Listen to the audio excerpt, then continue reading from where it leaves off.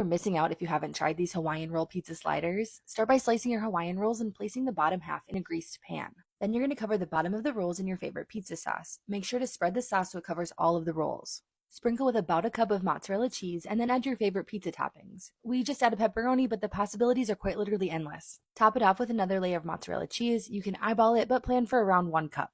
Next, add the tops of the rolls and then begin making your drizzle. Start by mixing together 3/4 teaspoons of garlic powder, 2 tablespoons of onion powder, 2 teaspoons of oregano, half teaspoon of salt, and a 1/4 teaspoon of pepper. Melt half a cup of butter and stir in your seasoning. Then add about a tablespoon of fresh chopped parsley and 2 tablespoons of Parmesan cheese. This drizzle is so delicious and it adds so much flavor to your sliders. Once it's mixed together, spoon it across the top of your buns. Be sure to cover all of the buns with your drizzle as it will help protect them from getting too crispy in the oven, and definitely don't let any of it go to waste. Cover your pan in tinfoil and bake it at 375 degrees for approximately 20 minutes. Uncover your pan for the last 5 minutes to lightly toast the tops. You won't regret making these.